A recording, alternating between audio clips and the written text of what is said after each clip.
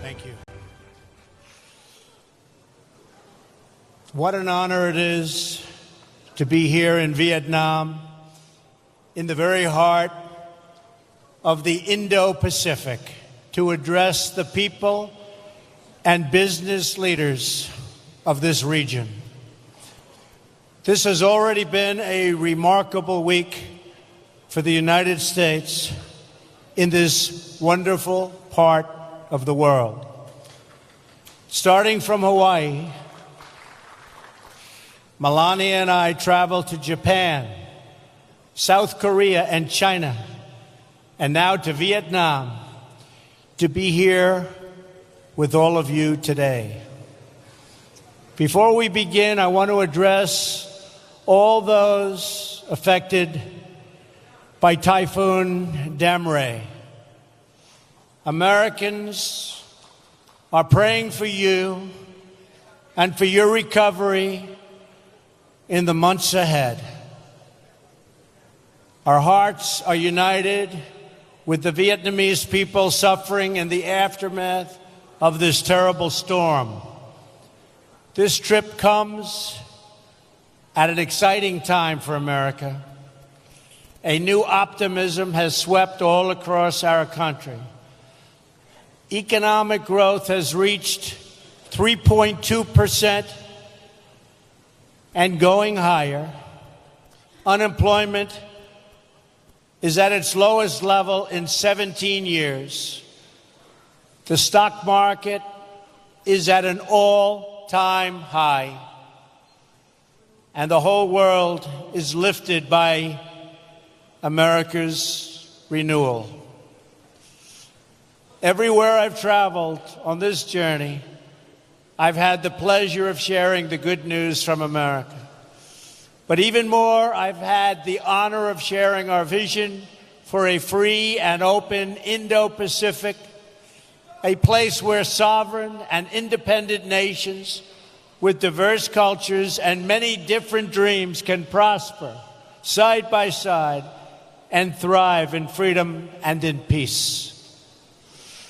I am so thrilled to be here today at APEC because this organization was founded to help achieve that very purpose. America stands as a proud member of the community of nations who make a home on the Pacific. We have been an active partner in this region since we first won independence ourselves. In 1784, the first American ship sailed to China from the newly independent United States. It went loaded with goods to sell in Asia, and it came back full of porcelain and tea. Our first president, George Washington himself, owned a set of tableware from that ship. In 1804, Thomas Jefferson sent the explorers Lewis and Clark on an expedition to our Pacific coast. They were the first of the millions of Americans who ventured west to live out America's manifest destiny across our vast continent. In 1817, our Congress approved the first full-time Pacific development of an American warship. That initial naval presence soon grew into a squadron, then a fleet to guarantee freedom of navigation for the growing number of ships, braving the high seas to reach markets in the Philippines, Singapore, and in India. In 1818, we began our relationship with the Kingdom of Thailand. And 15 years later, our two countries signed a treaty of friendship and commerce, our first with an Asian nation. In the next century, when imperialist powers threatened this region, the United States pushed back at great cost to ourselves. We understood that security and prosperity depended on it. We have been friends, partners, and allies in the Indo-Pacific for a long, long time. And we will be friends, partners, and allies for a long time to come. As old friends in the region, no one has been more delighted than America to witness, to help, and to share in the extraordinary progress you have made over the last half-century. What the countries and economies represented here today have built in this part of the world is nothing short of miraculous. The story of this region in recent decades is the story of what is possible when people take ownership of their future. Few would have imagined just a generation ago that leaders of these nations would come together here in Da Nang to deepen our friendships, expand our partnerships, and celebrate the amazing achievements of our people. This city was once home to an American military base in a country where many Americans and Vietnamese lost their lives in a very bloody war. Today, we are no longer enemies. We are friends. And this port city is bustling with ships from all around the world. Engineering marvels like the Dragon Bridge welcome the millions who come to visit Da Nang's stunning beaches, shining lights, and ancient charms. In the early 1990s, nearly half of Vietnam survived on just a few dollars a day, and 1 in 4 did not have any electricity. Today, an opening Vietnamese economy is one of the fastest growing economies on earth. It has already increased more than 30 times over, and the Vietnamese students rank among the best students in the world.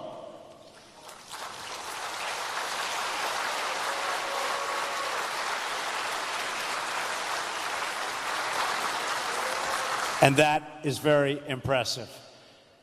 This is the same story of incredible transformation that we have seen across the region. Indonesians for decades have been building domestic and democratic institutions to govern their vast chain of more than 13,000 islands. Since the 1990s, Indonesia's people have lifted themselves from poverty to become one of the fastest growing nations of the G20. Today, it is the third largest democracy on earth.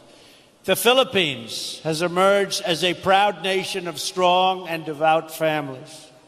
For 11 consecutive years, the World Economic Forum has ranked the Philippines first among Asian countries in closing the gender gap and embracing women leaders in business and in politics.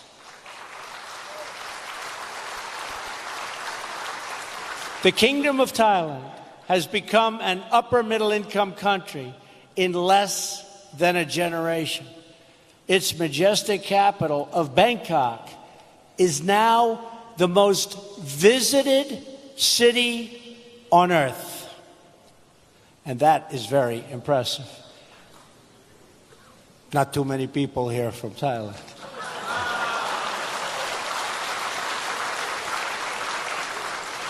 Malaysia has rapidly developed through recent decades, and it is now ranked as one of the best places in the world to do business. In Singapore, citizens born to parents who survived on $500 a day are now among the highest earners in the world, a transformation made possible by the vision of Lee Kuan Yew's vision of honest governance and the rule of law. And his great son is now doing an amazing job. As I recently observed in South Korea, the people of that republic took a poor country ravaged by war and in just a few decades turned it into one of the wealthiest democracies on earth. Today, South Koreans enjoy higher incomes than the citizens of many European Union countries. It was great spending time with President Moon. Everyone knows of China's impressive achievements over the past several decades. During this period, and it was a period of great market reforms, large parts of China experienced rapid economic growth. Jobs boomed, and more than 800 million citizens rose out of poverty. I just left China this morning and had a really productive meeting and a wonderful time with our gracious host, President Xi. And as I saw on my first stop of this trip, in Japan, we see a dynamic democracy in a land of industrial, technological, and cultural wonders. In fewer than 60 years, that island nation has produced 24 Nobel Prize winners for achievements in physics, chemistry, medicine, literature, and the promotion of peace.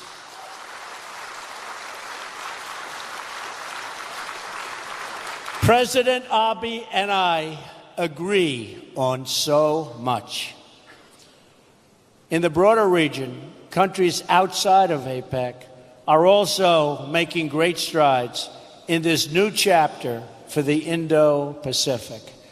India is celebrating the 70th anniversary of its independence. It is a sovereign democracy, as well as, think of this, over 1 billion people. It's the largest democracy in the world. Since India opened its economy, it has achieved astounding growth and a new world of opportunity for its expanding middle class. And Prime Minister Modi has been working to bring that vast country and all of its people together as one. And he is working at it very, very successfully indeed. As we can see in more and more places throughout this region, citizens of sovereign and independent nations have taken greater control of their destinies and unlocked the potential of their people. They pursued vision of justice and accountability, promoted private property and the rule of law, and embraced systems that value hard work and individual enterprise. They built businesses. They built cities. They built entire countries from the ground up. Many of you in this room have taken part in these great uplifting national projects of building. They have been your projects from inception to completion, from dreams to reality. With your help, this entire region has emerged, and it is still emerging, as a beautiful constellation of nations, each its own bright star, satellites to none, and each one a people, a culture, a way of life, and a home. Those of you who have lived through these transformations understand better than anyone the value of what you have achieved. You also understand that your home is your legacy, and you must always protect it.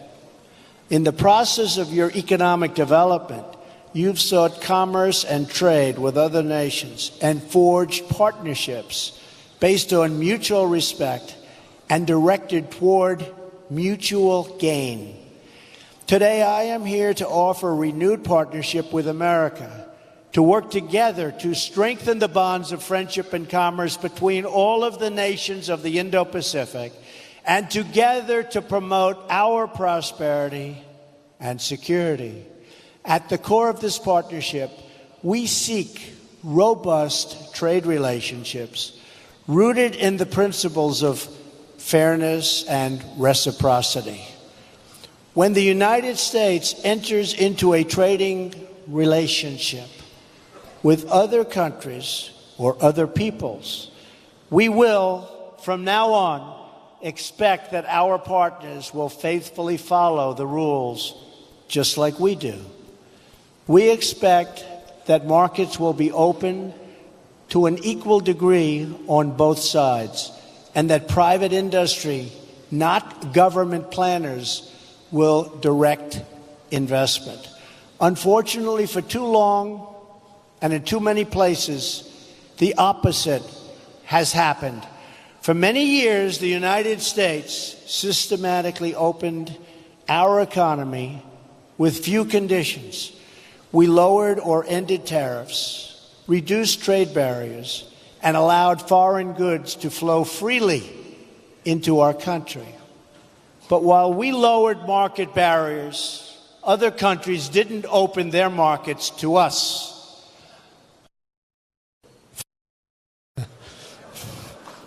They must have been one of the beneficiaries. What country do you come from, sir?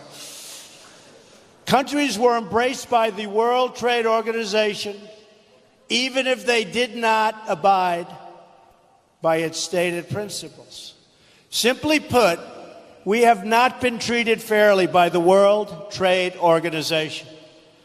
Organizations like the WTO can only function properly when all members follow the rules and respect the sovereign rights of every member. We cannot achieve open markets if we do not ensure fair market access. In the end, unfair trade undermines us all. The United States promoted private enterprise, innovation, and industry.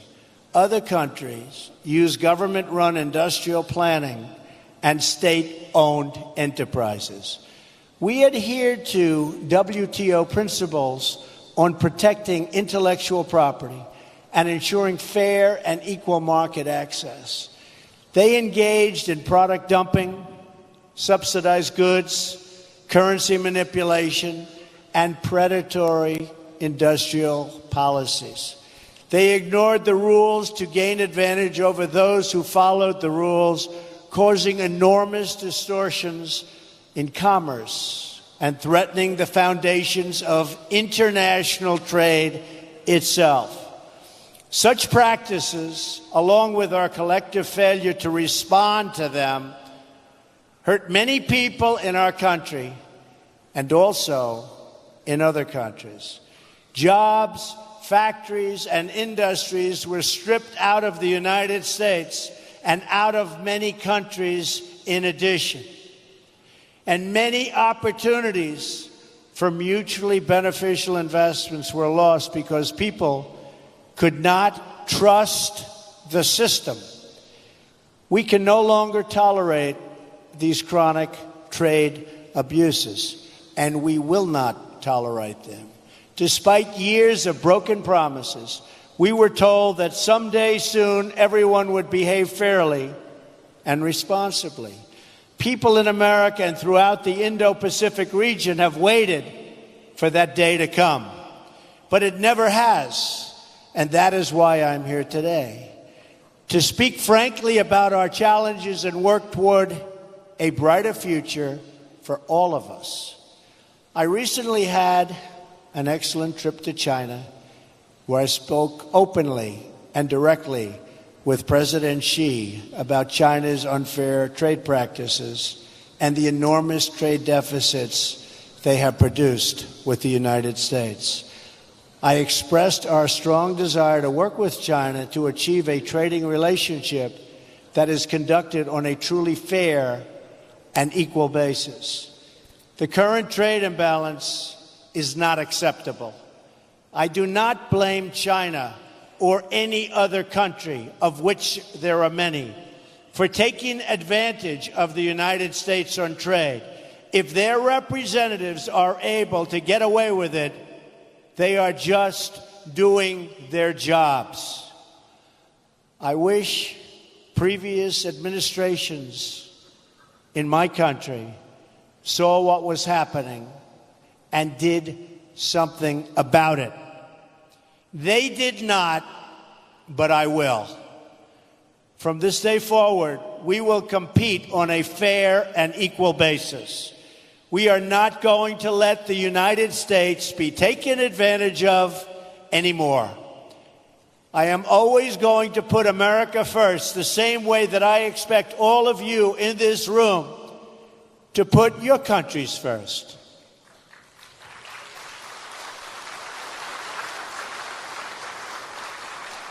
The United States is prepared to work with each of the leaders in this room today to achieve mutually beneficial commerce that is in the interests of both your countries and mine. That is the message I am here to deliver. I will make bilateral trade agreements with any Indo-Pacific nation that wants to be our partner and that will abide by the principles of fair and reciprocal trade. What we will no longer do is enter into large agreements that tie our hands, surrender our sovereignty, and make meaningful enforcement practically impossible. Instead, we will deal on a basis of mutual respect and mutual benefit. We will respect your independence and your sovereignty. We want you to be strong, prosperous, and self-reliant, rooted in your history, and branching out toward the future. That is how we will thrive and grow together in partnerships of real and lasting value. But for this, and I call it the Indo-Pacific dream, if it's going to be realized, we must ensure that all play by the rules, which they do not right now. Those who do will be our closest economic partners. Those who do not can be certain that the United States will no longer turn a blind eye to violations, cheating, or economic aggression. Those days are over. We will no longer tolerate the audacious theft of intellectual property.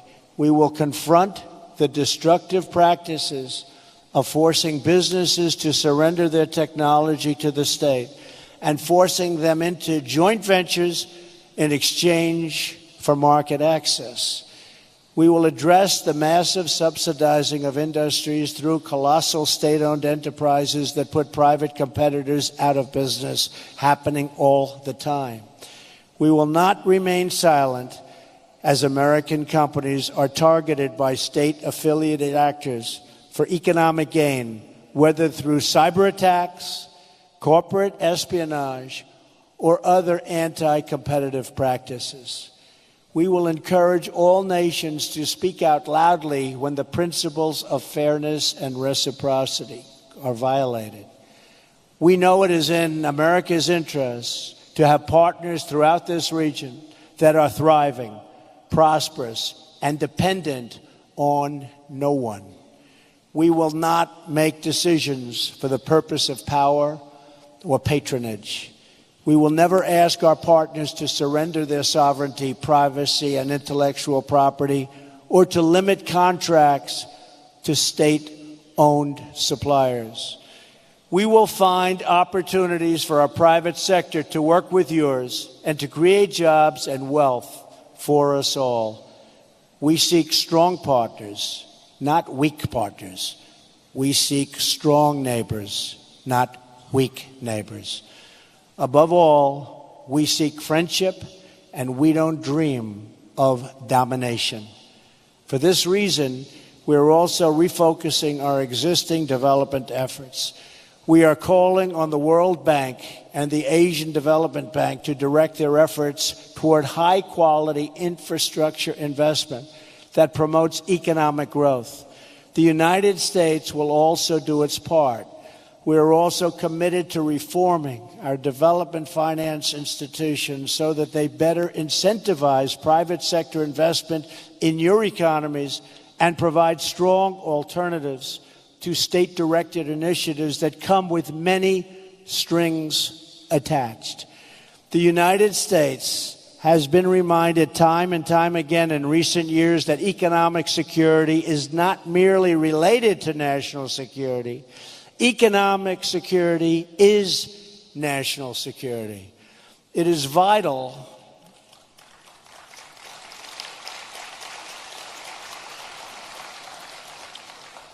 to our national strength.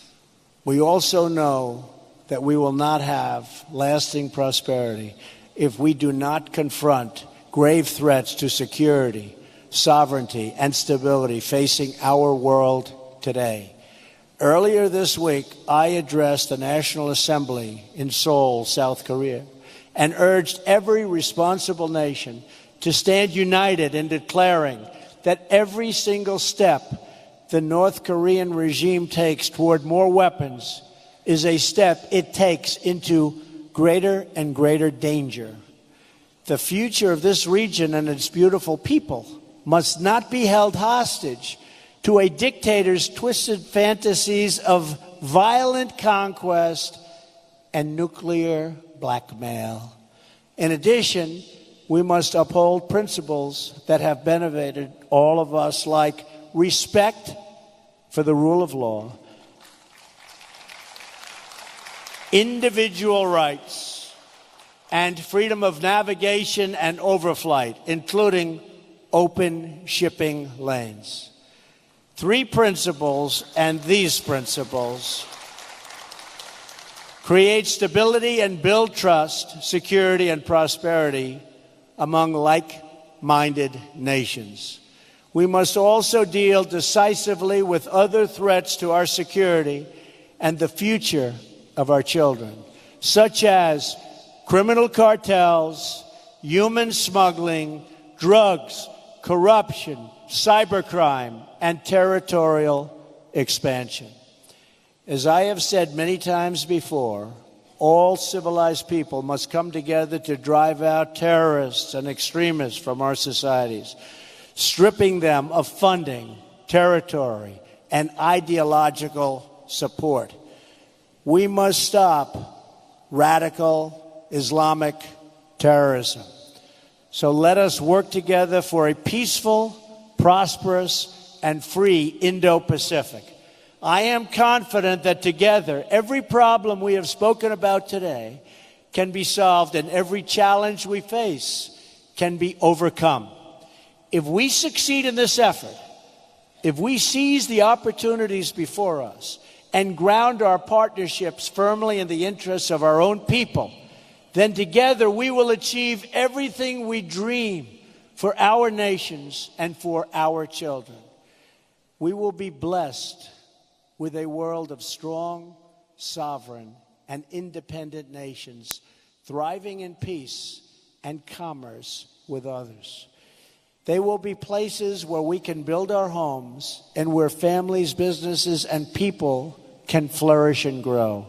If we do this, we will look at the globe half a century from now, and we will marvel at the beautiful constellation of nations, each different, each unique, and each shining brightly and proudly throughout this region of the world. And just as when we look at the stars in the night sky, the distance of time will make most of the challenges we have and that we spoke of today seem very, very small.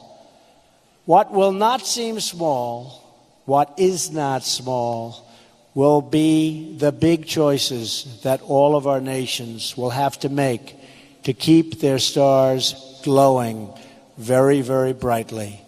In America, like every nation that has won and defended its sovereignty, we understand that we have nothing so precious as our birthright, our treasured independence, and our freedom. That knowledge has guided us throughout American history. It has inspired us to sacrifice and innovate. And it is why today, hundreds of years after our victory in the American Revolution, we still remember the words of an American founder and our second president of the United States, John Adams.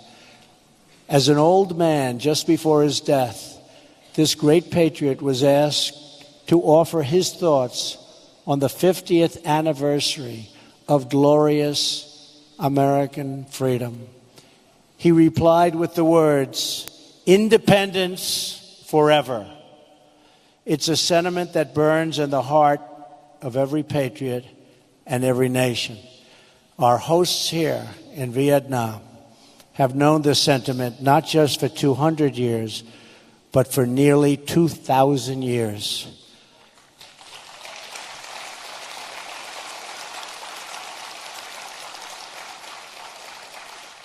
It was around 40 A.D. when two Vietnamese sisters, the Trung sisters, first awakened the spirit of the people of this land. It was then that, for the first time, the people of Vietnam stood for your independence and your pride. Today, the patriots and heroes of our histories hold the answers to the great questions of our future and our time.